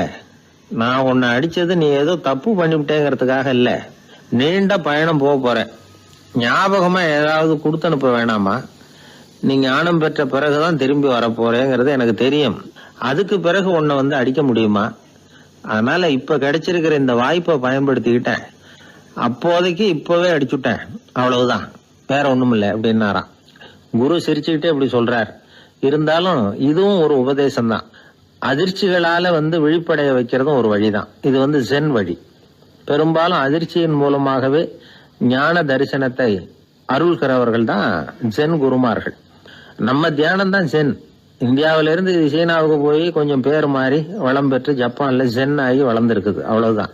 ஜென்கிறது தியானம். எதை நினைச்சும் தியானிக்கிறது இல்ல, எல்லாத்திலையும் தியானம் இருக்கிறதா சொல்லுது ஜென். பேசுறது, இருக்கிறது, நடக்கிறது, சாப்பிடுறது, சிரிக்கிறது, தூங்குறது, தொழில் செய்யறது அல்லது சும்மா இருக்கிறது எல்லாமே தியானம் தான். சென்கிறது ஒரு சுய தரிசனம், தன்னைத்தானே அடையாளம் கண்டுகொள்கிறது தான். அது இல்லாத எதையும் தேடி கண்டுபிடிக்கிறது இல்லை. சென் மார்க்கத்தை பத்தி ஓஷோ என்ன சொல்றாரு தெரியுமா? காணாமல் போன தன்னுடைய மூக்கு கண்ணாடி தன்னுடைய மூக்கின் மேல் இருப்பதை கண்டுகொள்வது போன்றது சென் அப்படிங்கிறார். நம்மால் ஒருத்தர் இன்னொருத்தர் முகத்தை ரொம்ப நேரமா உத்து பார்த்துக்கிட்டு இருந்தார். என்ன பாக்குறீங்கன்னாரு அவரு. நீங்க போட்டிருக்கீங்களே மூக்கு கண்ணாடி, அதை தான் பாக்குறேன்னாரு இவரு. நீங்க அப்படி பாக்குறதுக்கு விசேஷ காரணம் ஏதாவது உண்டான்னு கேட்டார் இவர். உண்டுன்னார். என்னன்னு கேட்டார். நேத்திக்கு காணாம போன என்னோட மூக்கு கண்ணாடி அது அப்படின்னாராம் இவர். எதிர்காலத்தை நினைச்சா எனக்கு ரொம்ப பயமா இருக்கு சார் அப்படின்னு சொல்றவங்க நிறைய பேர் இருக்கிறாங்க. அதாவது பயப்படாத மனிதர்கள்னு யாருமே கிடையாது. ஒவ்வொருத்தருக்கும் ஒவ்வொரு விதமான பயம் இருந்தாலும் ஒட்டுமொத்தமா பாக்குறப்போ மனிதனுக்கு 6 விதமான பய உணர்வுகள் வரலாம் அப்படின்னு பெரியவங்க சொல்றாங்க. எல்லா விதமான பயமும் இந்த 6 வகைக்குள்ள அடக்கம். அந்த 6 வகை பயமும் 6 எதிரிகள் மாதிரியாம். 6 எதிரிகளையும் புரிஞ்சுக்கிட்டோம்னா போதும், வாழ்க்கையில சுலபமா வெற்றி அடைய முடியும். சரி, அந்த 6 வகை பயம் என்னென்ன அப்படின்னு பாப்போம். முதல்ல வறுமை பற்றிய பயம், 2வது பழிச்சொல் பற்றிய பயம், 3வது உடல் நலம் பாதிப்பு பற்றிய பயம், 4வது என்னன்னா காதல் தோல்வி, 5வது முதுமை, 6வது மரணம். அதாவது பயப்படுறதுங்கிறது ஒரு மனநிலை தான். இந்த மனநிலையை கட்டுப்படுத்த முடியும், திசை திருப்ப முடியும். சரி, இந்த பயங்களின் அறிகுறிகள் எப்படி இருக்கும்? வறுமை பற்றிய பயம் அப்படின்னு முதல்ல சொன்னோம் இல்லையா? அந்த பயத்தின் அறிகுறிகளை தெரிஞ்சுக்குவோம். எதுலேயும் அக்கறை இல்லாம இருக்கிறது, ஒரு குறிக்கோள் இல்லாம இருக்கிறது, வறுமையை சகிச்சுக்கிறது, வாழ்க்கையில கிடைக்கிறது எதுவா இருந்தாலும் ஆட்சேபனை இல்லாமல் ஏத்துக்கிறது, மனசாலும் உடம்பாலும் சோர்ந்து போயிருக்கிறது, ஆர்வம், முனைப்பு, கற்பனை திறன் எதுவுமே இல்லாம இருக்கிறது. இதெல்லாம் தான் அந்த வறுமை பற்றிய பயத்தின் அறிகுறிகள். அடுத்தது ஒண்ணு பார்த்தோமே, பழிச்சொல் பற்றிய பயம். அதாவது அடுத்தவங்க நம்மளை குறை சொல்லி விடுவாங்களோ அப்படிங்கிற பயம். இதுக்கு அறிகுறி என்ன தெரியுமா? புதியவர்களை சந்திக்கிறதுக்கு பயப்படுறது, முடிவு எடுக்க முடியாம குழம்புறது, பிரச்சனைகளை தவிர்க்க விரும்புறது, தாழ்வு மனப்பான்மை, வரவுக்கு மீறி செலவு செஞ்சு இமேஜை உயர்த்திக்கிறது, குறிக்கோள் இல்லாத வாழ்க்கை. இதெல்லாம் தான் அதுக்கு அறிகுறிகள். 3வது பயம் உடல் நலம் பாதிப்பு பற்றிய பயம், அதாவது நோய் பற்றிய பயம். ஒரு உண்மை என்ன தெரியுமா? டாக்டரை சந்திக்கிற மனிதர்கள்ல 75% பேர் தங்களுக்கு நோய் வந்துட்டுதுங்கிற கற்பனையில இருக்கிறவங்களாம். நிஜமாவே நோய் கிடையாது அவங்களுக்கு. இந்த பயத்தின் அறிகுறிகள் என்னன்னா, வியாதிக்கான அறிகுறிகள் தன்னிடம் இருக்கிறதாக நினைச்சுக்கிறது, எந்த நேரமும் வியாதியை பத்தியே பேசி பேசி மனசு அங்கேயே வச்சிருக்கிறது, நோய் சம்பந்தமான செய்திகளை படிச்சு நமக்கு இப்படி ஆயிடுமோ அப்படின்னு வேதனைப்படுறது. இதெல்லாம் தான் அதுக்கு அறிகுறிகள். 4வது பயம் காதல் தோல்வி. இது ரொம்ப வேதனை, உடம்பையும் மனசையும் சீரழிச்சு விடும். ஆண்களை விட பெண்கள் தான் இந்த பய உணர்வுல அதிகமா பாதிக்கப்படுறாங்க. 5வது முதுமை பற்றிய பயம். 6வது மரண பயம், வயசான காலத்துல எப்படி சமாளிக்கிறது அப்படிங்கிற பயம். ஆக இதையெல்லாம் நாம புரிஞ்சுக்க வேண்டியது ரொம்ப அவசியம். இந்த 6 வகை பயங்களை சரியா புரிஞ்சுக்கிட்டு நாம நடந்துக்கணும். வாழ்க்கையின் முன்னேற்றத்துக்கு இந்த பயங்கள் முட்டுக்கட்டே ஆயிடக்கூடாது. உழைச்சி பணம் சேர்க்கணும், உற்சாகமா மனசை வச்சுக்கணும். மனசை கட்டுப்படுத்துகிற மார்க்கம் தெரிஞ்சுக்கிட்டா போதும், எல்லாம் சரியா வந்துடும். நம்ம ஆள் ஒருத்தன் சொன்னான், சார் எனக்கு வறுமை பற்றிய பயம் தான் இருந்தது, ஒரே ராத்திரியில 30,000 ரூபாய் தயார் பண்ணிவிட்டேன், இப்ப எனக்கு இன்னொரு பயம் வந்துட்டுதுன்னா. என்ன பயம்னு கேட்டாங்க. போலீஸ் கண்டுபிடிச்சிருமோங்கிற பயம்னா. இது இந்த பயத்துல அடங்காது.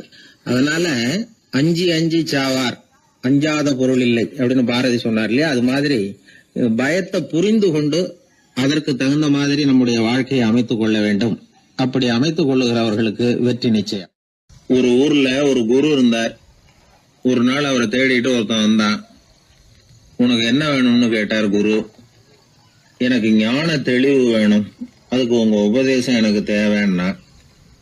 உபதேசம் வேணும்னா அதை பெற்றுக்கொள்ளுகிற அளவுக்கு தகுதி உள்ளவனா உன்னை தயார்படுத்திக்கணுமேன்னார்.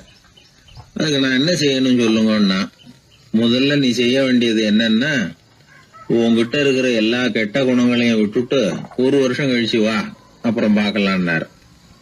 அவ்வளவுதானே, சரின்னு சொல்லிவிட்டு அவன் போயிட்டான். 1 வருஷம் கழிச்சு வந்தான். அவன் அங்க வந்து சேர்ந்த சமயத்துல அந்த ஆசிரமத்தின் மண் தரைய ஒரு வேலைக்காரன் பெருக்கி சுத்தம் பண்ணிட்டு இருக்கிறான். அந்த மண் தரையிலிருந்து எழுந்த புழுதி அதிகமா இருந்தது. அது காத்துல கலந்தது, சீடனையே மறைக்கிற அளவுக்கு ஆயிட்டுது. ஒரே புழுதி மயம். சீடனுக்கு கோபம் வந்துட்டுது. அந்த வேலைக்காரனை அடிக்கிறதுக்காக கைய வாங்கிட்டு போனான். அவன் ஓடி போய் குரு கிட்ட சொல்லிவிட்டான், குருவே, உங்க உத்தரவுப்படிதான் நான் தரையை சுத்தம் பண்ணேன், ஆனா அந்த ஆளு என்ன அடிக்க வர்றான் அப்படின்னா. குரு பார்த்தார், அந்த சீடனை கூப்பிட்டார். இத பாருப்பா, உன்னுடைய எண்ணங்கள்ல பாம்பு புகுந்துட்டுது, அதையெல்லாம் விரட்டி அடிச்சு விட்டு 1 வருஷம் கழிச்சு வா, அதுக்கப்புறம் பார்க்கலான்னுட்டார். சீடன் யோசனை பண்ணான். சரின்னு சொல்லிட்டு போயிட்டான். 1 வருஷம் கழிச்சு மறுபடியும் வந்தான். இப்போ அவன் வர்ற சமயத்துல அந்த வேலைக்காரன் என்ன பண்ணான் தெரியுமா? குரு கட்டளைப்படி தரையை பெருக்கினான். அப்புறம் அந்த புழுதியை எடுத்து வேணும்னே அந்த சீடன் மேல தூவனான். அவ்வளவுதான், சீடனுக்கு மகாகம் வந்துட்டுது. அந்த வேலைக்காரனை பிடிச்சி கண்ணாமண்ணான்னு திட்டிவிட்டான். வேலைக்காரன் குரு கிட்ட ஓடனான். ஐயா, அந்த ஆளு வாய்க்கு வந்தபடியெல்லாம் திட்டுறான் அப்படின்னா. குரு பார்த்தார். ஓ அப்படியா? அப்படின்னா இந்த தடவை பாம்புகள் கிடையாது, இப்போ அவன் இதயத்துக்குள்ள நுழைஞ்சிருக்கிறது நாய். அதை விரட்டி அடிச்சு விட்டு இன்னும் ஒரு வருஷம் கழிச்சு அவனை வர சொல், அப்புறம் பார்க்கலாம் அப்படின்னு சொல்லி அனுப்பி வச்சுட்டார். சீடன் திரும்பி போயிட்டான். 1 வருஷம் கழிச்சு மறுபடியும் வந்தான். இப்போ அவன் வர்றப்போ என்ன செய்யணுங்கிறத அந்த வேலைக்காரங்கிட்ட குரு ஏற்கனவே சொல்லி வச்சிருக்கிறார். அது பிரகாரமே அவன் பண்ணனான். அவன் என்ன செஞ்சான் தெரியுமா?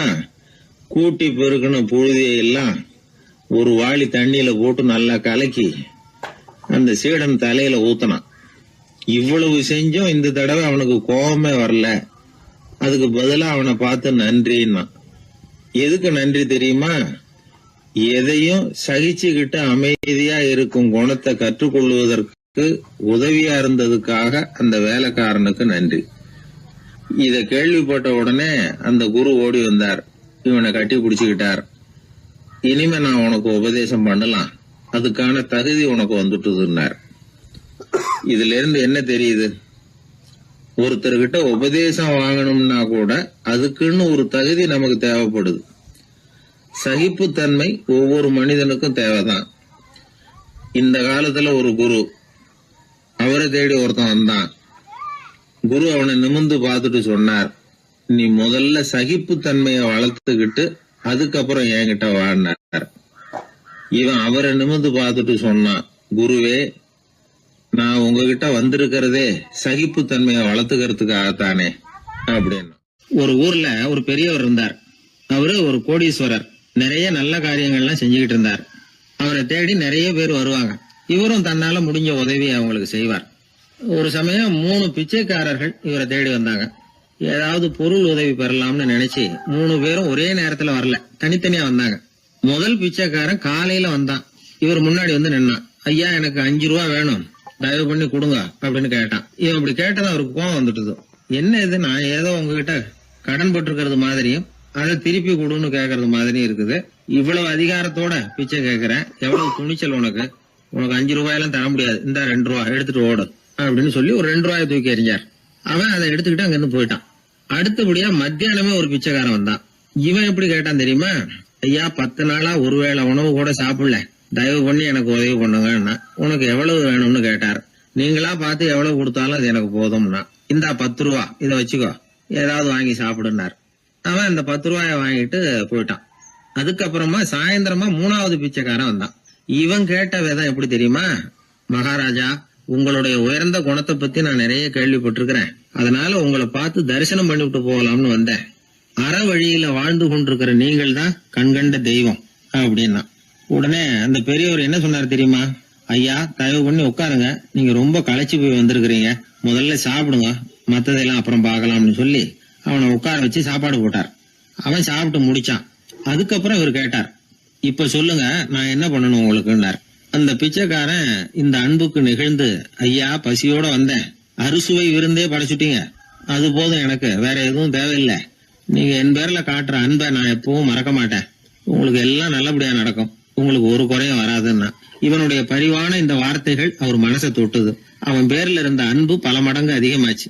அதோட விளைவு என்ன தெரியுமா? இத பாருப்பா, இனிமே நீ வெளியில எங்கேயும் போக வேணாம், இங்கேயே இருந்துருன்னார். தன்னுடைய பங்களாவுக்கு பக்கத்திலேயே அந்த ஆளுக்கு ஒரு வீடும் கட்டி கொடுத்தார். கடைசி வரைக்கும் அந்த ஆளை தனக்கு பக்கத்திலேயே வச்சுக்கிட்டார். இந்த கதைய சுவாமி சிவானந்தர் சொல்லியிருக்கிறார். இறைவன் அந்த கோடீஸ்வரன் மாதிரியாம். அந்த 3 வகையான பிச்சைக்காரர்களும் 3 வகையான பக்தர்களாம். இன்றைக்கு உள்ள பக்தர்கள்லாம் இந்த 3 வகையில ஒரு வகையை சேர்ந்தவங்களா தான் இருப்பாங்க. முதல் வகை தான் அதிகமா இருக்கும். 3வது வகை ரொம்ப அபூர்வம். நம்ம ஊர் பக்கம் ஒரு பெரியவர் இருந்தார். அவர் செலவு பண்ண பயப்படுவார். ஒரு பைசா ஒருத்தருக்கு கொடுக்கறதுனால ரொம்ப யோசனை பண்ணுவார். இவரை தேடிட்டு ஒரு நாள் சில பிச்சைக்காரர்கள்லாம் வந்தாங்க. ஐயா, நாங்கெல்லாம் சேர்ந்து ஒரு பிச்சைக்காரர்கள் சங்கம்னு ஆரம்பிக்கிறோம். அதுக்கு நீங்க ஒரு 1000 ரூபாய் நிதி உதவி பண்ணுனா தேவையில்லைன்னாங்க. அதெல்லாம் ஒன்னும் கொடுக்க முடியாது, அவ்வளவு பணம்லாம் என்கிட்ட கிடையாதுன்னு விட்டார் அவர். சரி, ஒரு 100 ரூபாயாவது கொடுங்களேன் அப்படின்னு கேட்டிருக்கிறாங்க. அதுவும் முடியாதுன்னார். இவங்க இன்னமும் இறங்கி வந்தாங்க. சரி, ஒரு 10 ரூபாயாவது கொடுங்க அப்படின்னு கேட்டு பார்த்தாங்க. அதெல்லாம் கிடையாதுன்னு ஒரே முடிவா சொல்றாரு அவர். கடைசியா ஒரு 10 காசாவது கொடுங்க சார், வாங்கிட்டு போறோம் அப்படின்னு கேட்டார் ஒருத்தர் இந்த கும்பல்ல இருந்து. அது கூட என்கிட்ட கிடையாதுன்னு ரொம்ப துல்லியமா சொல்லிவிட்டார் அந்த பெரிய மனிதர். அதாவது எதுவுமே கொடுக்க முடியாது, நீங்க போயிட்டு வாங்கன்னு விட்டார். அப்ப இந்த கும்பல்ல இருந்து ஒருத்தர் சொன்னார், சரி நீங்க எதுவுமே தர முடியாதுங்கிறீங்க, அப்படின்னா ஒண்ணு செய்யுங்களேன்னாங்க. என்ன செய்யணும்னார். பேசாம நீங்களும் எங்க சங்கத்துல ஒரு மெம்பரா சேர்ந்துருங்க அப்படின்னாங்களாம். இப்படி இருக்கிற மனிதர்கள் அதிகம். அதனால இந்த 3 பிச்சைக்காரர்கள் அப்படிங்கிற இந்த கதையிலிருந்து நாம புரிந்து கொள்ள வேண்டியது, எப்படி பேசணும், எப்படி பக்தி செலுத்தணும், எப்படி இந்த உலகத்துல வாழணும் அப்படிங்கிற கருத்து பூராவும் இந்த அறவுரையிலிருந்து நாம புரிந்து கொள்ளலாம். மனுநீதி சோழன் வரலாறு நமக்கு தெரியும். அது மாதிரி நீதி தவறாத ஆட்சியாளர்கள் பல பேர் இருந்திருக்கிறாங்க இந்த உலகத்துல. ஹசரத் உமர் பின் கத்தாப் அப்படின்னு ஒருத்தர், இஸ்லாத்தின் 2வது கலீஃபா இவர். அவருடைய ஆட்சி காலத்துல நடந்த ஒரு நிகழ்ச்சி. இந்த மன்னருக்கு ஒரு மகன், அவர் பேரு அபு ஷஹ்மா. அந்த மிசர் நாட்டு கவர்னர் அமர் பின் நாஸ், அந்த மன்னருடைய மகன் கவர்னர் அவர்களுடைய கவனிப்புல இருந்தார். அந்த சமயத்துல ஒரு நாள் அவர் மதுபானா இருந்தனார். கவர்னருக்கு தெரிஞ்சு போச்சு. அவருக்கு தர்ம சங்கடமா போட்டுது. அவர் செஞ்சது மன்னருடைய மகன். கவர்னர் யோசனை பண்ணார். அவர் மெதுவா தன்னுடைய வீட்டுக்கு அழைச்சிட்டு வந்தார். அதிகமா அவரை கஷ்டப்படுத்தாம ஒரு சின்ன தண்டனை கொடுத்து பிரச்சனையை தீர்த்துட்டார். ஏதோ பேருக்கு ஒரு தண்டனை, அவ்வளவுதான். இது நடந்து கொஞ்ச நாள் கழிச்சு மன்னருக்கு இந்த விஷயம் தெரிஞ்சு போச்சு. தன்னுடைய மகன்கிறதுனால கவர்னர் லேசான தண்டனையோட விட்டுட்டார் அப்படிங்கறத புரிஞ்சுக்கிட்டார். உடனே கவர்னருக்கு தகவல் அனுப்பினார். அமர் பின் ஆஸ் அவர்களே, என்னுடைய மகன் மதுபானம் அருந்தி இருக்கிறான். அது உங்களுக்கு தெரிஞ்ச உடனே தண்டனை கொடுத்திருக்கிறீங்க. கலீஃபாவின் மகன்கிற காரணத்தினால குறைவான தண்டனையை கொடுத்ததாக கேள்விப்படுறேன். இது ஷரியத்தின்படி மாபெரும் குற்றம். உங்களுடைய நடத்தையும் மன்னிக்க கூடியதல்ல. இந்த கடிதம் கண்ட உடனே மகன் அபு ஷஹ்மாவை மதீனாவுக்கு அனுப்பி வைக்க வேண்டியது அப்படின்னு கடிதம் எழுதினார். அதை பார்த்தார் கவர்னர். உடனே கலீஃபாவின் மகனை மதீனாவுக்கு அனுப்பி வச்சார். மன்னர் முன்னாடி நீதி விசாரணை நடக்குது. தன்னுடைய மகனுக்கு சவுக்கடி வழங்கும்படியா உத்தரவிடுறார் ஹசரத் உமர் பின் கத்தாப். தண்டனை நிறைவேற்றப்பட்டது. கூடியிருந்தவர்கள்லாம் ஐயா கொஞ்சம் கருணை காட்டுங்க அப்படின்னு சொல்லி மன்னர்கிட்ட வேண்டிக்கிட்டாங்களாம். இந்த வேண்டுகோளை மன்னர் ஏத்துக்கல. நீதியின் முன்னால் தந்தை மகன் அன்பு நேசம் உறவு இந்த முறைகளை எல்லாம் கவனிக்க முடியாது. குற்றம் செஞ்சவர் தண்டிக்கப்பட வேண்டியவர், அவர் யாரா இருந்தாலும் சரி அப்படின்னாராம். எல்லா ஆட்சியாளர்களுமே கவனிக்க வேண்டிய ஒரு செய்தி இது. அவர் ஒரு நாள் தன்னுடைய அரசாங்க கணக்கு வழக்குகளை பார்த்துட்டு இருக்கிறார். அந்த சமயத்துல அவரை பார்க்க ஒரு பெரிய மனிதர் வந்தார். இவர் தன்னுடைய சொந்த வேலை காரணமா வந்திருக்கிறார் அப்படிங்கறத அவர் புரிஞ்சுக்கிட்டார். உடனே அது வரைக்கும் எரிஞ்சுகிட்டு இருந்த விளக்க அணைச்சுட்டு இன்னொரு விளக்க ஏற்றி வச்சுக்கிட்டாராம். இந்த செயலுக்கு என்ன காரணம்னு கேட்டிருக்கிறார் வந்தவர். இதுக்கு அவரு சொன்னார், ஐயா நீங்க வந்த போது இங்க எரிஞ்சுகிட்டு இருந்தது அரசாங்க விளக்கு, இப்ப எரியறது சொந்த விளக்கு. சொந்த விஷயங்களை பேசுறப்போ அரசாங்க பணத்தை செலவு பண்ணக்கூடாது, அதனாலதான் விளக்க மாத்தினேன் அப்படின்னாராம். இப்படி எல்லாம் பல பேர் இந்த உலகத்துல இருந்திருக்கிறாங்க. ஆனா இப்ப எல்லாம் பல பேர் அப்படி இருக்கிறது இல்ல. ஒருத்தர் அப்படிதான் அரசாங்க விஷயங்களை பார்த்துக்கிட்டு உட்கார்ந்து இருக்கிறார். அந்த சமயத்துல ஒரு பெரிய தொழில் அதிபர் அவரை பார்க்க வந்திருக்கிறார். இவரு சடார்னு எழுந்திருச்சு எரிஞ்சுகிட்டு இருந்த விளக்க அணைச்சுட்டார். எங்கும் ஒரே இருட்டு. ஏன் விளக்க அணைச்சுட்டீங்கன்னு கேட்டிருக்கிறார் வந்தவர். இங்க நடக்கிறது மத்தவங்க கண்ணுல பற்றக்கூடாது அப்படிங்கறதுக்காக தான் விளக்க அணைச்சேன். நீங்க கொண்டு வந்திருக்கிறத அப்படி ஒரு ஓரமா வச்சுட்டு போடுங்க, அதுக்கப்புறமா விளக்க போட்டு நான் எடுத்துக்கிறேன் அப்படின்னாராம் இவர். ஒரு சாலையில போக்குவரத்து நெரிசல். ஒருத்தர் அடிபட்டு கிடக்கிறார். கூட்டத்துல ஒருத்தர் கத்துறார். உடனே ஆம்புலன்ஸுக்கு போன் பண்ணுங்க அப்படின்னு ஒருத்தர் ஓடி போய் தகவல் கொடுக்கிறார். கொஞ்ச நேரத்துல ஆம்புலன்ஸ் வருது. அடிபட்டவரை கொண்டுட்டு போய் ஆஸ்பத்திரியில சேர்க்குது. அங்க அவசர வைத்தியம். அவர் பொழைச்சிக்கிறார். ஆம்புலன்ஸுங்கிற ஒரு வசதி இல்லைன்னா அவரை அவ்வளவு சீக்கிரத்துல ஆஸ்பத்திரிக்கு கொண்டுட்டு போக முடியுமா? ஆபத்துக்கு உதவுகிற நண்பர் மாதிரி இந்த ஆம்புலன்ஸ். அந்த காலத்துல போர்கள் அதிகம், அதுல அடிபடுறவங்களும் அதிகம். அடிபட்டு கிடக்கிற போர் வீரர்களை அவசரமா மருத்துவர்கிட்ட கொண்டுட்டு போகணும். எப்படி கொண்டுட்டு போறது? ஒரு கனமான துணியை தூளி மாதிரி கட்டுவாங்க. குழந்தைகளை தூங்க வைக்கிறதுக்காக துணியில தொட்டில் கட்டுறோம்ல, அது மாதிரி அந்த தூளியில அடிபட்டவங்களை படுக்க வைப்பாங்க. அப்படியே தூக்கிட்டு போவாங்க. அதுக்கப்புறம் தான் மருத்துவ சிகிச்சை. இதுதான் ஆரம்ப காலத்துல நடந்துகிட்டு இருந்தது. இதுல என்ன ஒரு சிரமம்னா அவசரமா கொண்டுட்டு போய் சேர்க்க முடியாது. அதனால பாதி வழியிலேயே அவங்க போய் சேர்ந்துருவாங்க பல பேர். சரி, கொஞ்சம் சீக்கிரமா அவங்கள கொண்டுட்டு போறதுக்கு என்ன வழி அப்படின்னு யோசனை பண்ணாங்க. குதிரை மேல ஏத்தி கொண்டுட்டு போனா என்ன அப்படின்னு ஒரு யோசனை. அது மாதிரியே செஞ்சு பார்த்தாங்க. அது இன்னமும் ஆபத்தா போட்டுது. குதிரை ஓடுற வேகத்துக்கும் அது போடுற குலுக்கலுக்கும் அடிபட்டு கிடக்கிறவனால ஈடு கொடுக்க முடியுமா? அலுங்காம குலுங்காம கொண்டுட்டு போக வேண்டிய விஷயம் இல்லை இது. சரி, குதிரை முதுகுல அவனை கொண்டுட்டு போக வேணாம், குதிரை வண்டியில கொண்டுட்டு போனா என்ன? 4 சக்கரம் உள்ள ஒரு குதிரை வண்டியை தயார் பண்ண வேண்டியது. அதை ஆம்புலன்ஸா உபயோகப்படுத்த ஆரம்பிச்சாங்க. 1487 இது பழக்கத்துக்கு வந்துதான். இது கொஞ்சம் சௌரியமா தெரிஞ்சுது. அதனால 1792 வரைக்கும் இந்த முறைதான் நீடிச்சுதான். ஒரு பிரெஞ்சு மருத்துவர், அவரு பேர் பேரன் டொமினிக். அவர் என்ன பண்ணாருன்னா, குதிரை வண்டியில படுக்கை வசதியை ஏற்படுத்தினார். முதல் உதவி செய்யறதுக்கு தேவையானதையெல்லாம் அதுல வச்சார். எங்கேயாவது ஒருத்தர் காயம் போட்டிருக்காருன்னு தெரிஞ்சதுன்னா அங்கேயே போய் வேண்டிய உதவிகளை பண்ணார். தன்னார்வ தொண்டர்களையும் இந்த பணியில அவர் ஈடுபடுத்தினாராம். 1864 ஜெனீவா ஒப்பந்தம் ஏற்பட்டது இல்லையா, அப்பதான் ஆம்புலன்ஸ் சர்வீஸுக்கு மோட்டார் வாகனங்களையும் பயன்படுத்தலாம் அப்படின்னு முடிவு பண்ணிருக்கிறாங்க. அந்த சமயத்துல இன்னொரு விதமான ஆம்புலன்ஸ் சேவையும் நடந்துதான். அதாவது ராட்சத பலூன்கள் இருக்குல்ல, அதையெல்லாம் ஆம்புலன்ஸா பயன்படுத்தி இருக்கிறாங்க. முதல் தடவையா அமெரிக்காவில் 1930 தான் ஒரு முழுமையான ஆம்புலன்ஸ் வாகனம் நடமாட ஆரம்பிச்சுதான். அதாவது அதுல ஆக்சிஜன் சிலிண்டர் இருக்கும், ட்ரிப்ஸ் மாதிரி அவசர தேவை உபகரணங்கள் இருக்கும், ஒரு மருத்துவர் இருப்பார், ஒரு நர்ஸ் இருப்பாங்க.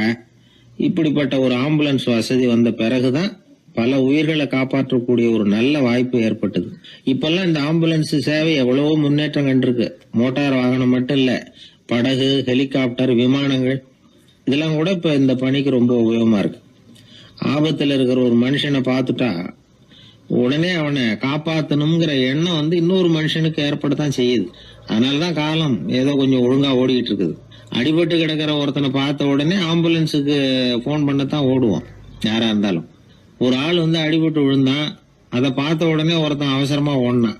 கொஞ்ச நேரத்துல இன்னொருத்தரை கூட்டிட்டு அங்க நிக்கிறான். யாரா அது, உனக்கு தெரிஞ்ச டாக்டரா அப்படின்னு கேட்டிருக்காங்க. இல்லைங்க, அவன் என் கூட பிறந்த தம்பி. ஆக்சிடென்ட்னா எப்படி இருக்கும்னு